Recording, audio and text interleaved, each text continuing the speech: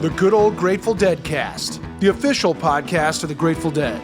I'm Rich Mahan with Jesse Jarnow, exploring the music and legacy of the Grateful Dead for the committed and the curious. Welcome to the Good Old Grateful Deadcast. We've got a double header for you this episode as we dive into track 8 on American Beauty Till the Morning Comes, and also the one track included in the American Beauty demos that didn't make it onto the album, the sublime To Lay Me Down. As an extra treat, we also have a special guest whose story weaves perfectly into this episode, Donna Jean Godchaux-MacKay. Make sure to visit us at dead.net/deadcast, where you'll find the 10 episodes from last season, which cover the 8 songs on Working Man's Dead, plus 2 bonus episodes loaded with music and insight.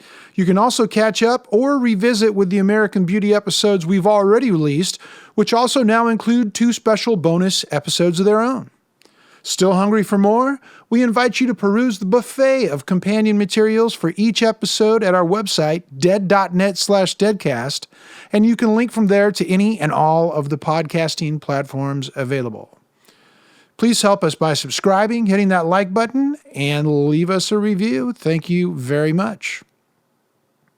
It is the 50th anniversary of American Beauty and Working Man's Dead, and the Grateful Dead have prepared a 3-CD set reissue of both of these albums. They include a pristine remastering of the original albums, and each has a live show from the Capitol Theater in early 1971. The show on the American Beauty release is February 18th, 1971, is remixed from the original 16-track reel-to-reel multi-tracks at Bob Weir's TRI Studios. It sounds fantastic. You got to check it out if you haven't. Along with these impeccably remastered 3-disc sets, out now are not only the full band acoustic demos for American Beauty, but also the rest of the studio outtakes from the American Beauty recording sessions. Be sure to check out the Angel Share American Beauty at your favorite streaming service or download provider and discover the DNA of these classic and timeless songs. On American Beauty, Till the Morning Comes provides a bit of a musical mood lifter after Broke Down Palace, and while it didn't become a fixture in the Dead's live repertoire, it certainly wouldn't be American Beauty without it. Why wasn't it played live more than it was? Get ready to dive into that mystery, as well as explore the unique beauty and depth of one of the Dead's most tender songs, To Lay Me Down. Time to hand it off to your friend and mine, Jesse Jarnow.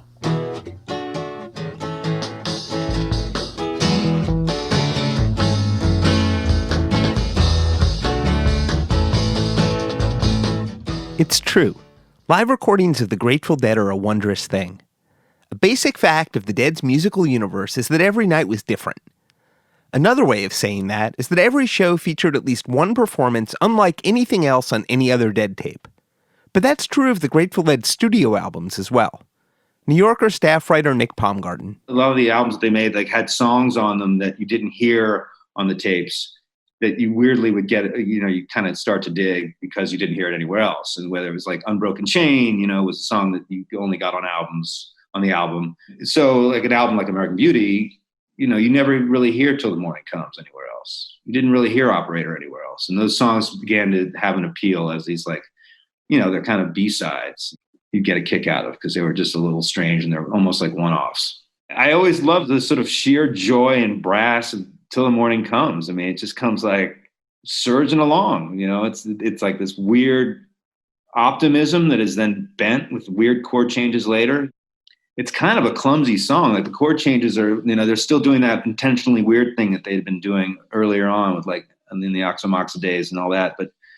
But with the stacked vocals, it's pretty and sort of compensates for the weirdness of the arrangements and the chord changes. It was one of those feel-good songs in the way Sugar Magnolia is supposed to be, but I've heard Sugar Magnolia so many times, both the album version, even on radio or, at shows, that Sugar Mags doesn't really work on me until I'm in the building and the building is bouncing.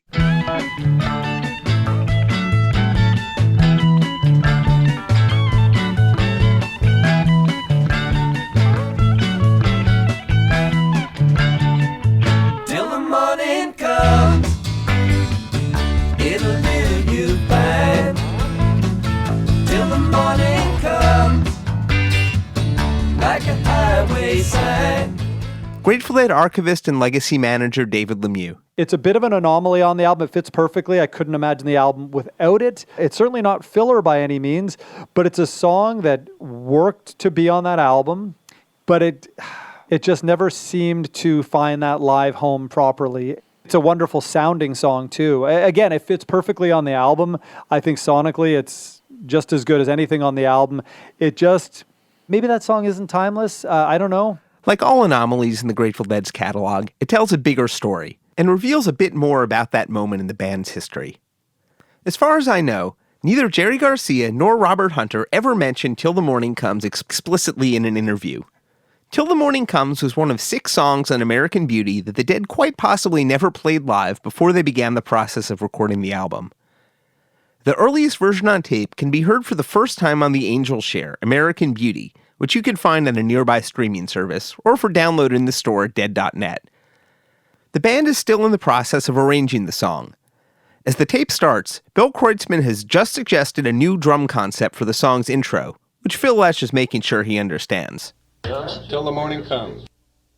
You want to have him do that? Just come in on his bass drum.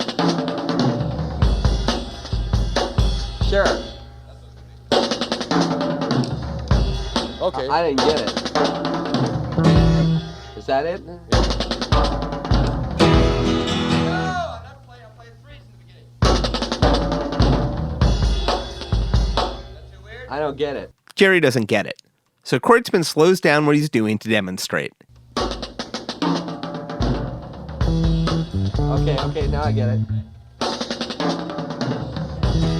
It ain't the same, man. Okay. It was a good idea. As we heard in other episodes, just like at live shows, the band used the studio to fine-tune arrangements, write new intros, and work out endings, all part of a never-ending process and flow of music making.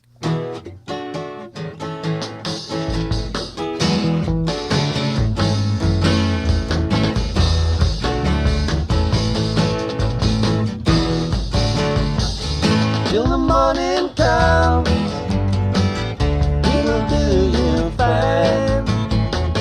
Till the morning comes, like a highway sign, showing you the way, leaving no doubt of the way on in, all the way back out. One more bit of on-the-fly arranging is obvious as they finish. You can hear Phil shout out the last chord as they all land together before moving on to the next song of the demo session, Attics of My Life. Coincidentally, or perhaps not, in the same sequence as it appeared on the final album.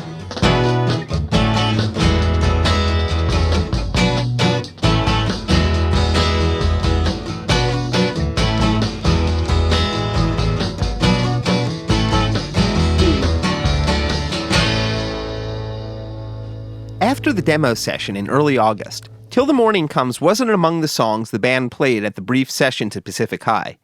Nor does it seem like they played it during their mid-month weekend at the Fillmore West either. It seems like they thought the song was ready. When the Grateful Dead stepped into Wally Heider's San Francisco studio in late summer 1970 to record what would become American Beauty, Till the Morning Comes is the first song they tracked. For engineer Stephen Barncard, it was something of an audition. Mel Tanner came to me and he said, "The Grateful Dead are coming to the studio." And I said, "Oh, okay." I was not a fanboy. I came to record jazz. I'm a jazz guy, you know. I basically was slumming it as an assistant until I could actually do sessions. I wanted to produce. I was getting into it. I was really working a lot and enjoying the work. And I had basically very primitive, by today's standards, tools to work with. But to me, it was like, well, these are the tools. Let's make them work. And Mel Tanner told me, if you get the bass player in this band, we get the Grateful Dead. It was as simple as that. I guess that was the agreement that they'd made. First, we started in Studio A, which is my least favorite room. I didn't like the way the speakers were set up. I didn't like the Quad 8 console. And we did, I think, Till the Morning Comes and Candyman. Bob Weir, for one, remains in utter awe of Stephen Barncard's work recording Phil Lesh and his bass. He got Phil to minimize his studio setup I don't know how he did that because Phil just never particularly enjoyed playing quietly. But somehow he got it across to Phil that, the bigger the sound is in the room, the smaller it's going to sound on the record. He was the only guy who's ever been able to really get Phil in a box and magically so. Clearly, Stephen Barncard was the right head for the gig. Once we did that session downstairs, I'd won their respect. And that gave me great power to be able to, for instance, the vocals were interesting how we did that. We start with a track. We did all the vocals separately. We didn't do any live vocals. We cut solid tracks. They were obviously very well woodshedded, but they were also woodshedded on the vocals. They had worked somehow, maybe just sitting with acoustic guitar and just did it. But they were as easy to work with as David and Graham, as Crosby, Stills, and Nash, doing 3-part stuff.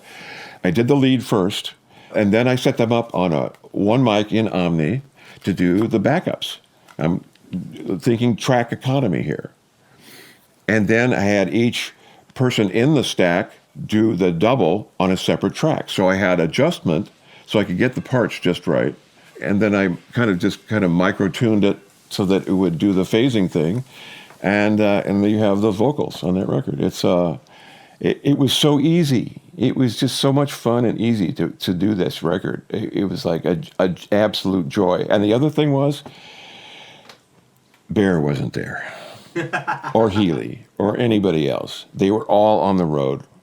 I don't know, maybe Bear was in jail. It's true, Owsley Stanley was in jail, as of only a few weeks prior. Dan Healy had worked with the Dead on earlier studio projects, though he had joined the crew of Quicksilver Messenger Service and would only return to the Dead's orbit full-time later in 1971. I think we had Mickey for maybe the first few days. I don't think we did the whole record with Mickey. Well, Mickey had been a vital part of the band's wooliest experiments in the studio and continued to be a huge part of their live show. He didn't fit quite as comfortably into the band's newest studio work. In their memoirs, both Bill Kreutzmann and Phil Lesh remember the studio sessions that year being a bomb for Mickey after the abrupt departure of Lenny Hart. But for the band's new stripped-down songwriting, Bill Kreutzmann says he took a hardline approach with his brother drummer about what was needed for the music. In his book, Deal, Kreutzmann writes, "In the studio, the drums needed to be as bare and essential as the music itself. We were there to serve the songs." Mickey's not on a lot of the songs on American Beauty, but he is on Till the Morning Comes, or at least the ending, playing glockenspiel, I think. You're my woman. Make yourself easy. You're my woman. Make yourself easy. You're my woman. Make yourself easy. Yeah, it's kind of a weird lyric, and perhaps a very good reason why the song hasn't become as timeless as virtually everything else the band wrote during this period. One of only a few Dead lyrics that I really cringe at. In the 90s, in his online journal, Robert Hunter countered a charge of sexism in Sugar Magnolia by admitting, on the other hand, Till the Morning Comes is sexist, though no one ever seemed to notice it but me, several years later, after lots of education. It's sexism veiled in stacked harmonies and a miniature wall of acoustic and electric guitars. It's hard to tell how they ended up playing the intro for the song because Garcia comes in at full speed and the song maintains its momentum.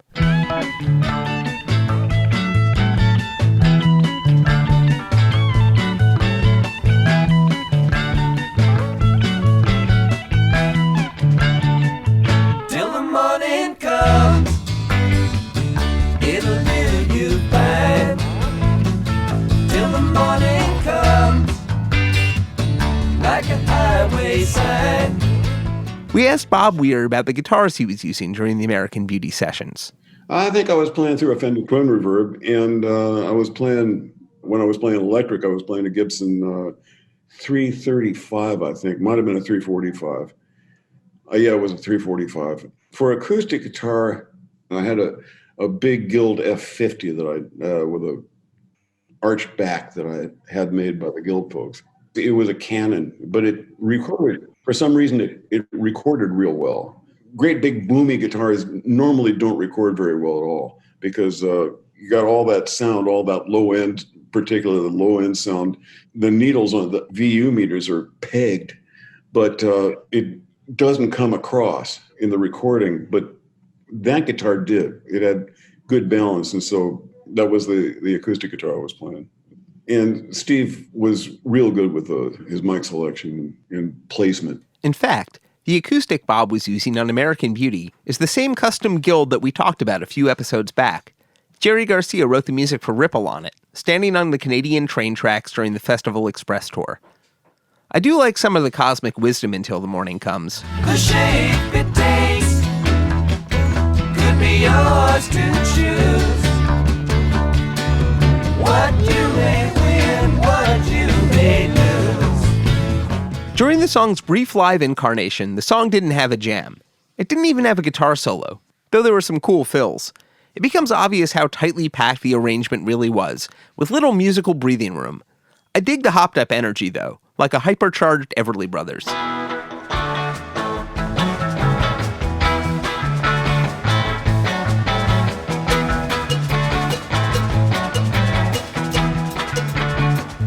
Till the morning comes, it'll do you fine.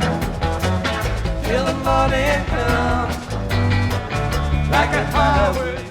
That was recorded October 4th, 1970 at Winterland in San Francisco, a version released on the Golden Road box set, and a tape with a somewhat curious history, directly in the midst of American Beauty. The band had just finished the recording of their new album, and were likely still in the midst of doing the final mixes at Wally Heider's in late September and very early October 1970. While the Grateful Dead's road crew didn't record anything between July and December of that year, the October 4th gig at Winterland was broadcast in quadraphonic sound live from Winterland.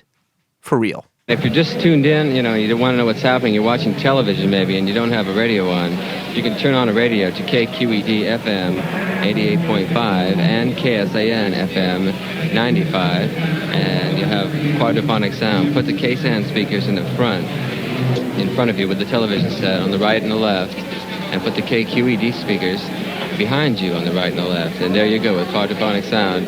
This is the first quadraphonic broadcast from Winterland. I guess it's the first quadraphonic live broadcast I've ever heard of. It's hard to say exactly how everything transpired, and unfortunately none of the video of the night seems to have survived, and very little of the audio too, certainly not enough to recreate the quadraphonic effect.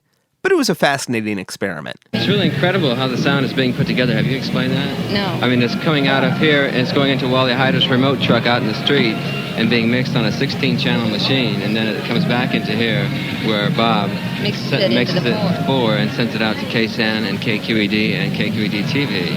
And then he also phases so he can go from, one speaker to the other and move the sound around with the bass or whatever. With the Wally Heider remote truck facilitating the broadcast, no wonder the Dead got tapes. Let's linger at Winterland for a moment, the former ice skating rink at Post and Steiner in San Francisco. There was a lot going on that night as the Dead's new album was nearing completion. Earlier that week, Jerry Garcia's mother Ruth had died, following a horrific accident earlier in the month. And only just before that, Phil Lesh's father Frank had passed as well. The emotions poured into the heart of the new album the band recorded in August and September. The day before this Winterland show, the new album's name was officially announced in a one-line dispatch in the local music columns, American Beauty. Robert Hunter's girlfriend Christy had suggested the first draft version of the title, Big Fat Full American Beauty Rose.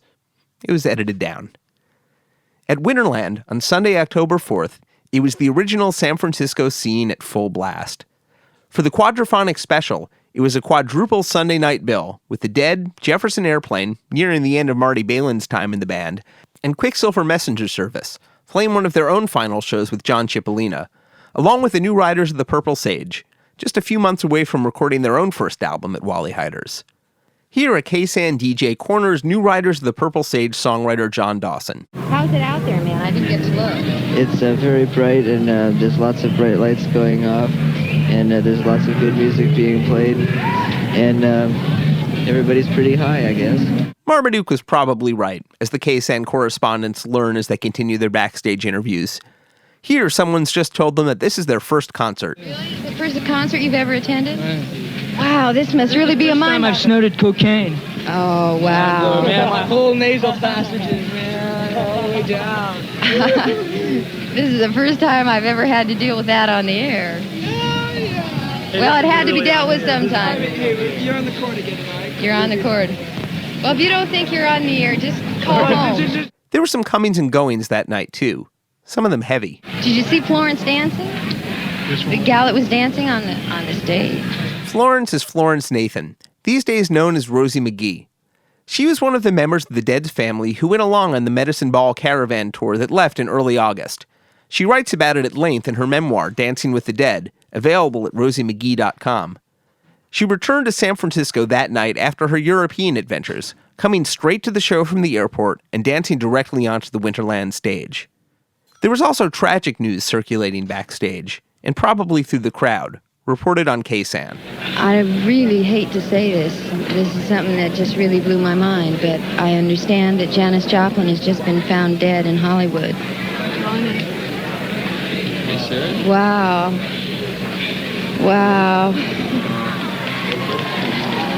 After that, I really don't know what to say. We'll be back in just a minute. Janis was 27 years old. Jerry Garcia and Robert Hunter's neighbor in Larkspur, a one-time partner of Pigpen's, and close friend to everybody in the Dead.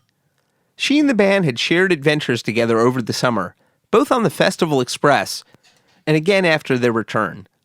As a tribute, Garcia and Hunter would write Birdsong, debuted by the Dead in early 1971, and which Jerry recorded for his solo debut, Garcia. All I know is something like a bird within her saying.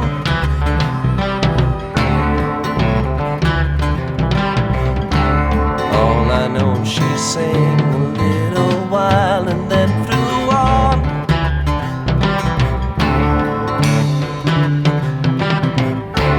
Tell me all that you know, I'll show you snow and rain. But as heavy as that was, there was another story unfolding at Winterland on October 4th, 1970, as American Beauty was wrapping up, though only one person knew it at the time. This story was out in the crowd, and to tell it, here is the incredible Donna Jean Godchaux-MacKay. I interviewed her a few years ago when I was writing my book Heads, and we talked about just this night. As you might know, Donna Jean Thatcher had been a studio vocalist at the legendary Muscle Shoals in Alabama, singing on hits with Elvis Presley, Percy Sledge, Cher, and many others. She sings here on Suspicious Minds. Caught in a trap. I can't walk out because I love you too much, baby. That's a topic for another day, though. Here's Donna Jean. I just had a hankering that would not stop to go to California, and I had that, pretty much all of my life, when I remember thinking about things like that. I wanted to go to California so bad. It just came a time where I knew that this was the right time to go. And a friend of mine had already gone out to San Francisco, and really it was because of her that, I had the audacity, to do that myself.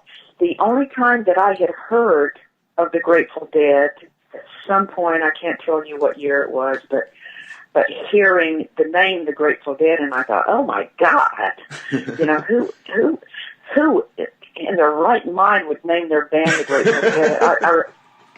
I just remember having those kind of thoughts. I was totally ignorant about what the music was like, anything about the Grateful Dead. And long story short, when I did get out to California, everybody, of course, in the San Francisco Bay Area was into the Grateful Dead, and the Airplane and Quicksilver Messenger Service, the New Riders with the Purple Sage. I mean, these were the San Francisco people, and Janis and Jimmy. I really wasn't seeking to do anything musical as much as I knew that I just needed a new adventure in my life. Right. And whatever way that took, I was all about it. Once I did get out there, everybody was a deadhead. I mean, I ended up working at Union Oil in San Francisco. Two of my friends who had gone out there before me were working there and got me a job at Union Oil.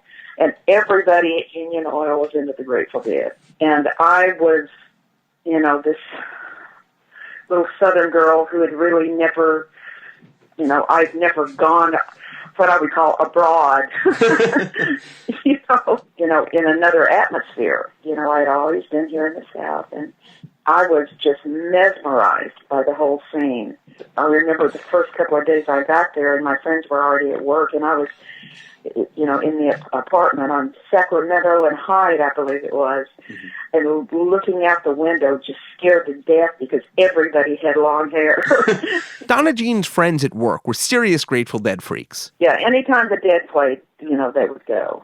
And, you know, at that point, I said, well, you know, let me listen to, you know, to what they're doing. And so they played some albums, you know, and I said, God, and some of the live stuff, and I thought, you know, I had come from this pristine recording studio atmosphere where everything was arranged, produced, you know, everything was pristine on that level. And so when I heard the Grateful Dead, I said, you guys, you're deceived. These guys don't know how to play music. I mean, I actually said that. I said, they don't even know how to play. You know, I don't know what the deal is. And I was just incensed at how everybody was just so into the Grateful Dead, you know. And I said, well, whatever, but you're on drugs, and that's why you know, you have to be on drugs to listen to this music and think that it's good. And so I kind of refused at first to go to a Grateful Dead concert. And I was working as well, you know, and I had to get up early in the morning, and so I was not into just wasting the night away and then having to go to work. But this one time, they convinced me to go to a Dead concert. And the Grateful Dead were playing at Winterland with the New Riders, Quicksilver, the Airplane, and then the Grateful Dead. So on October 4th, 1970, Donna Jean joined this gang of early Deadheads to go see the band on a Sunday night at Winterland. And, of course, you know, we were like the lowest on the totem pole when it came to getting tickets and everything. So we were on the back row of the balcony of Winterland. And Keith was there, too. And Keith and I had never really talked at all. But he was one of the friends of this girl that I was working with at Union Oil, and that's how Keith and I kind of met. Keith was Keith Godchaux, and they became Deadheads together. He had seen the Dead before, not too many times before we saw them together, but he had seen the Dead before, and he, you know, he was into it. And, you know, I didn't even know Keith played the piano. You know, we hadn't even talked. You know, we'd barely said hello, and that was about it. The New Riders came on, and I thought, well, you know, that's kind of cool. And then Quicksilver, and I thought, well, that's really cool, too. And then the Airplane, and, well, that's really cool. And then the Grateful Dead came on, and here I am on the back row, and on top of that, I wouldn't take any drugs or smoke any pot or anything. I said, I'm going to prove to you guys that you were out of your friggin' mind. You know, I'm not going to take anything. And I didn't. I was just stone cold sober on every level. And the Dead started playing, and I couldn't believe it. I kept saying to myself, how do they do that? How do they do that? And I was just blown away, absolutely blown away by what the Grateful Dead did, because I had never heard any music that sounded like that before. And they were so on. It was like one of their really, really super magical nights.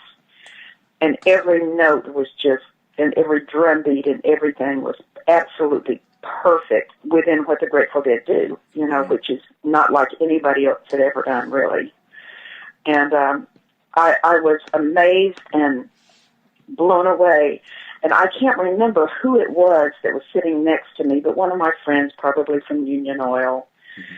And I said, when I sing again, it's going to be with that band. So I went home that night, and I couldn't go to sleep. I just couldn't go to sleep. And so I kept everybody in my apartment awake, and I said, how do they do that? You know, I was just incredulous that a rock and roll band could make that kind of music. So it was shortly after that. I guess we saw the band several more times before Keith and I got married. It was a whirlwind Deadhead romance, tied to synchronicity and music. And I couldn't get enough once I'd seen them the first time. I just could not get enough of the Grateful Dead, and that's all I wanted to listen to. Seeing the Grateful Dead got Donna Jean on the bus. But like many people, it was the magical studio albums from 1970 that grabbed her and Keith. Working Man's Dead came out and American Beauty, and so Keith and I were listening to those records every single day. Yeah. Every day we would listen to them. Not to say they ignored the other albums. Live Dead was in their collection too. I couldn't believe the uniqueness of that song with St. Stephen. Mm-hmm. And I just thought the lyrics were brilliant. Their harmonies were brilliant. The chord changes, everything was just so other. I had never heard anything like that before. And so I would have to say that St. Stephen was my first favorite Grateful Dead song. And of course, it's a jillion other people's favorite Grateful Dead song, so I'm not alone in that. Just as a singer and a harmony singer, I was absolutely taken by how they constructed their vocals, and the chord changes were just so other. I was amazed. Hope we can get more into Donna Jean's incredible story in the future, but I had that interview and it was too good not to share. As I said, October 4th, 1970 was a pretty legendary night in Dead history.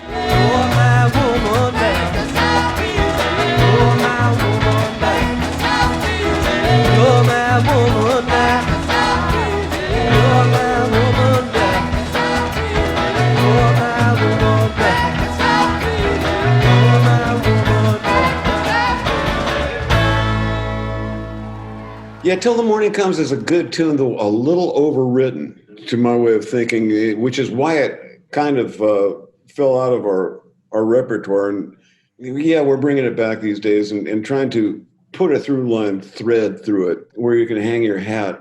But I don't think any of us really felt that it fell together all that readily in its first incarnation. Tales from the Golden Road co-host Gary Lambert. Again, one of the most scant performance histories, although I think that's another one that may have turned up at more shows in fall of 70 than are documented. I think I may have heard it at the 46th Street Rock Palace.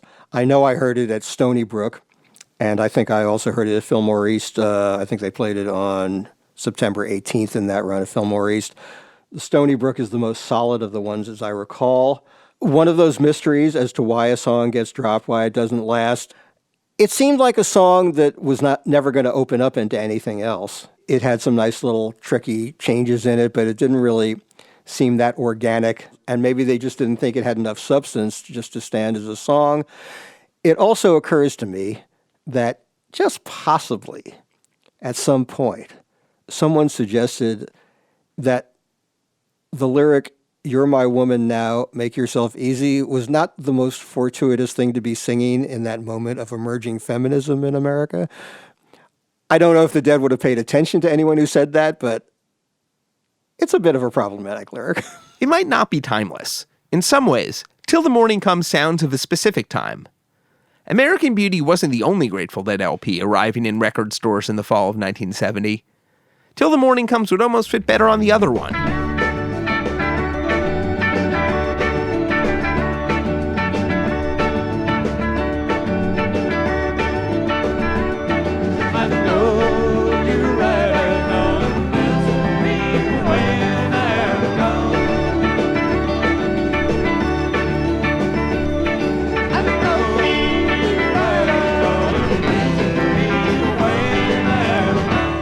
Vintage Dead arrived in stores in October 1970, a month before American Beauty. It contained music by the Dead recorded at the Avalon Ballroom, probably in December 1966. It wasn't exactly a bootleg, because the tapes had been acquired legally during the early years of the Dead's career, before they were under contract to Warner Brothers. But it wasn't exactly consensual either. Historic Dead would follow in early 1971, another slab of 66 Dead.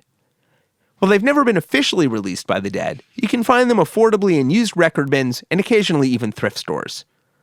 Some have noted that the Working Man's Dead outtake Mason's Children and Till the Morning Comes share a certain energy. To my ears, they're both part of the last thread of the Dead's early speedy vibe in the days before Pigpen graduated from a Vox Continental combo organ to a proper Hammond. Stephen Malkmus of Pavement is a fan of Till the Morning Comes, and that's exactly why. Yeah, I like that one too. That one sounds like it's pasted on a bit from a different, like an acid test, older younger.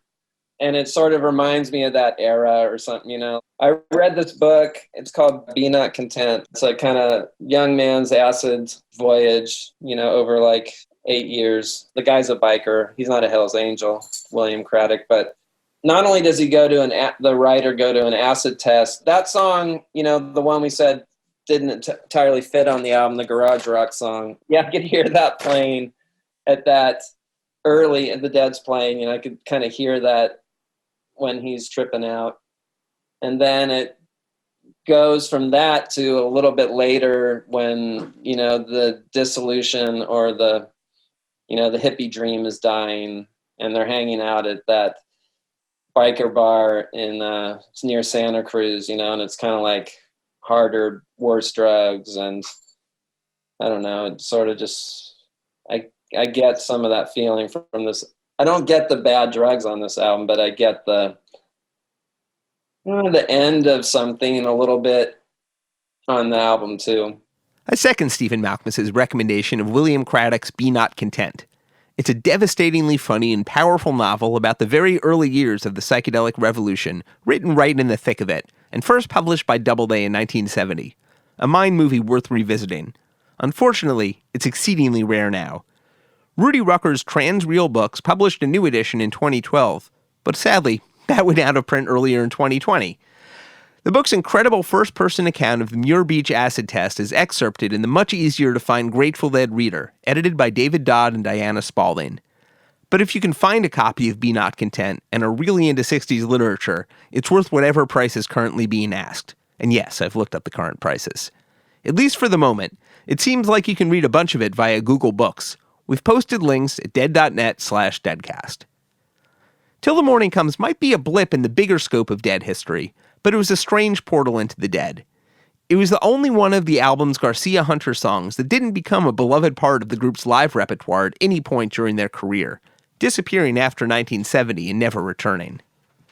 Considered in the context of Side 2 of American Beauty, though, Till the Morning Comes makes perfect sense.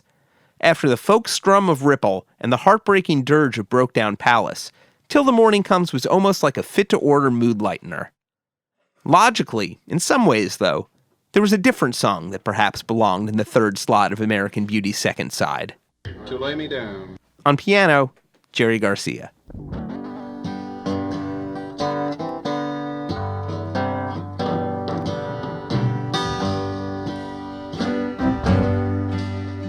To lay me down once more, to lay me down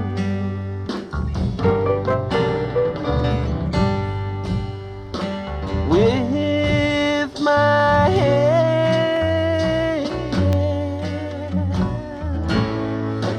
in sparkling water.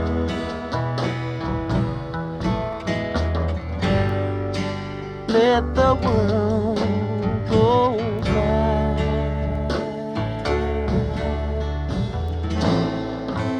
All lost in dreaming.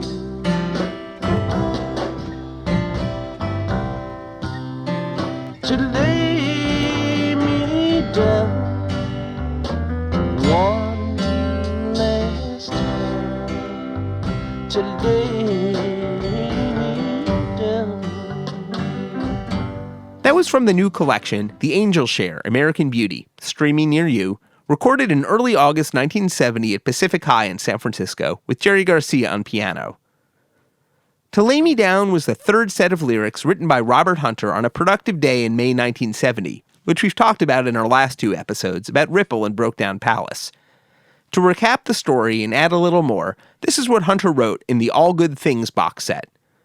On the second day of my first visit to England, I found myself alone in Alan Trist's flat on Devonshire Terrace in West Kensington, with a supply of very nice thick linen paper, sun shining brightly through the window, a bottle of Greek Retsina at my elbow. The songs flowed like molten gold onto the page, and stand as written. The images for To Lay Me Down were inspired at Hampstead Heath, the original title to the song, the day before, lying on the grass and clover on a day of swallow-tailed clouds across from Jack Straw's Castle, a pub, reunited with a girlfriend of my youth after a long separation. Of the 3 songs written that day, it's possible that To Lay Me Down was the first that Jerry Garcia set to music. Gail Helland, credited as Cosmic Gale on Working Man's Dead, was along for the Festival Express train trip in July and remembers seeing Garcia teach the song to Bonnie Bramlett of Delaney and Bonnie. Musically, it was also a small breakthrough for Garcia. Here he is talking about To Lay Me Down with our comrades David Gans and Blair Jackson in 1981. You can read the whole interview in David's book, Conversations with the Dead. About the time I did my first solo album, I started writing. That group of songs there, I started writing using the keyboard. To Lay Me Down? Yeah. To Lay Me Down's a keyboard. That's probably my first keyboard song. I mean, a lot of times I have to figure out what I'm doing, but in a way, that's liberating, because... I would think it would be confining. No, it's not. Versa. It's not. It puts you in the situation of seeing relationships in a kind of a fresh way. Since I don't spend a lot of time looking at a keyboard to get into the keyboards, I only started to do that relatively recently. I sit down with the piano and sing. That's what I do. Usually, if I'm working off of lyrics, they're already there. Then what I'll do is play a chord or play a couple of chords and just let them ring and see what saying the lyrics does. And starting from, sometimes I like to just start from what rhythmically the phrasing suggests to me, or the meter suggests, and then I go from there. There are 2 versions of To Lay Me Down in circulation from before the Angel Share demo we heard, both from the mysteriously dated shows after Festival Express, but before the start of the American Beauty sessions. Jerry plays guitar on both. When the band reached Wally Heider's to make the final recordings for American Beauty, it doesn't seem as if they tracked a proper full version of To Lay Me Down. In August and September, though, the band played stands at the Fillmore's West and East, where their acoustic sets featured an upright piano played mostly by Pigpen. And at the Fillmore East in September, Jerry Garcia sat down for a song each night. Gary Lambert was lucky enough to catch some of these shows, which included at least 2 versions of To Lay Me Down with Garcia playing it like this. I always wondered, exactly why that happened. I don't know if the Fillmore East had a house piano, otherwise it would have been used before, or if maybe there was another band coming in that week for whom they'd rented a piano. I never have known for sure. There's a real characteristic to Jerry's piano playing, when you heard it, which was notably on his first studio album. And I have also always believed that it's him playing the overdubbed piano on Wharf Rat. If you listen to the Skull and Roses version of Wharf Rat, it's quite consistent. Very little embellishment. I think it's Merle Saunders on organ and Jerry on piano. And my reason for thinking that is it's very consistent with Jerry's very unadorned style of piano playing. You're not going to hear a lot of fancy Floyd Kramer right-hand trills out of Jerry. It's just triad-based and solid, and I love it. I mean, it's interesting that To Lay Me Down popped up and then Jerry put it on the solo album, and if I remember right, it took a while before it came back into the Grateful Dead set. Grateful Dead archivist and legacy manager David Lemieux. My introduction to that was Reckoning, one of the first records I got. I'd never heard it before. Loved it immediately, of course, reading the back of the vinyl. There's not a lot of originals on there by Garcia Hunter. There's China Doll, Ripple Birdsong, To Lay Me Down, and I think that's it. But I remember thinking, well, what album is this on? It's a Garcia Hunter original. And there was no Google back then. And so it took me a little while to realize that it was on Jerry's first record. Many years later, 1999, when Blair and Steve and David Gans were producing So Many Roads, that's when I first heard To Lay Me Down from the Grateful Dead studio session, that I realized, this was given consideration for American Beauty. But to me, it's hard for me to visualize it on here, only because it's such a perfect album as it is. And likewise, Jerry's first solo record is so perfect as it is, and I can't imagine the version of To Lay Me Down being anything but that, which is Jerry playing all the instruments except for the drums.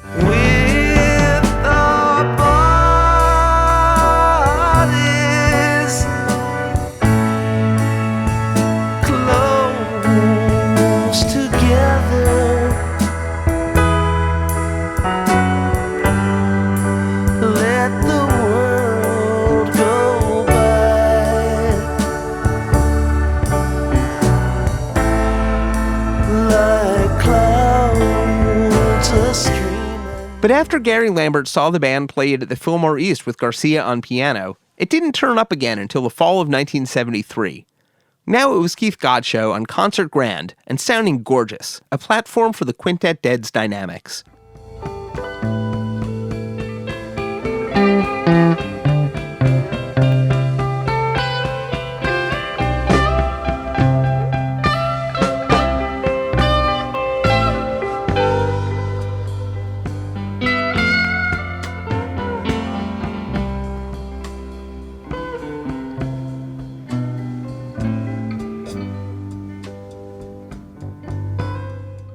That was recorded September 18, 1974 in Dijon, France, released on the 30 Trips Around the Sun box set. When the band took their touring hiatus, starting in October 1974, To Lay Me Down went away again for a while. It returned in 1980, when the Dead began playing acoustic sets for the first time in a decade, which you can hear about in our Dead Behind, Dead Ahead bonus episode. Here it is from Reckoning. I love this harmony blend with Brent Midland. Lay me down. Oh, to lay me down.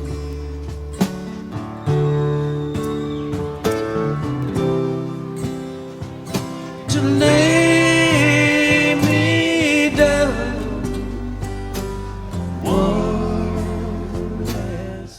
One musician who fell in love with To Lay Me Down from the version included in the Dead Ahead concert film was acoustic guitar phenom Billy Strings. That Radio City Music Hall performance, watching that video, that song just stuck out to me, so I had to watch it so many times. And what did they play right before that? It was like On the Road Again or something.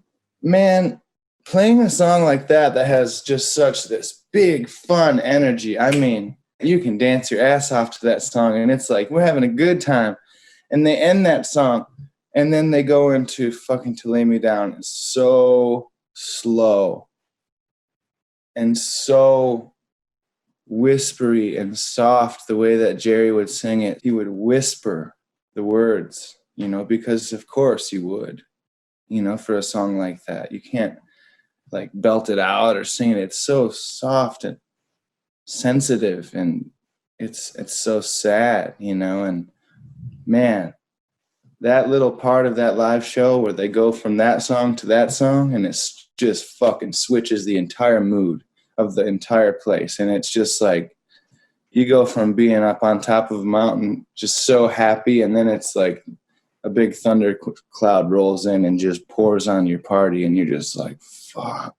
Oh yeah, I forgot all the people that I loved that died, And the other thing I really love about that is the repetition. To lay me down, to lay me down, to lay me down, to lay me down, to lay me down, to lay me down, so many times. And it just gets like stuck in your head, and it gets to just find 4 words that you can get away with saying over and over and over like that. To lay me down. I mean, I don't know how you can like be so good that you can find those words, because any other 4 words, it would be like, man, but this is just like the emotion of the song, and those words, they just fit. I mean, that's that magic that they had as songwriters, Robert and Jerry, and just amazing stuff. Timeless, totally timeless stuff. It could have been from the past or the future or any time in between, and it will still be just as relevant as ever, To lay me down, oh, to lay me down, to lay me down, one last time.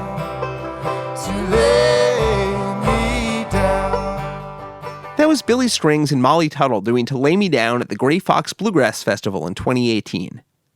Another version I love is by Meg Baird, included on several benefit compilations, most recently The Storehouse Presents, which you can find on Bandcamp. With my hand in sparkling clover, let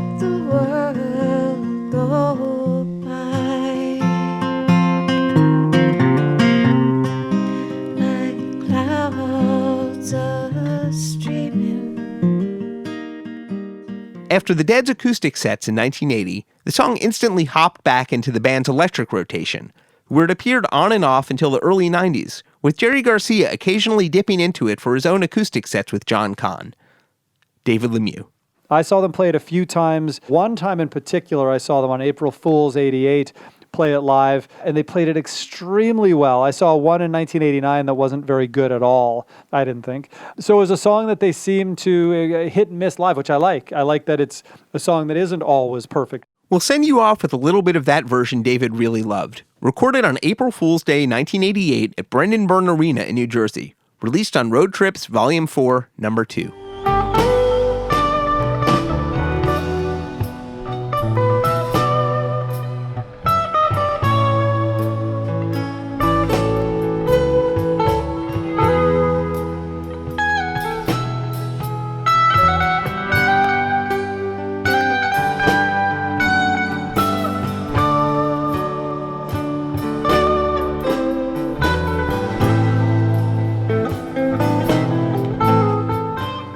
I love how Jerry was talking about how he put the lyrics Hunter had given him to music, saying the words to hear their rhythm, to see what they suggest to him about how it should flow. Such great insight into his writing process.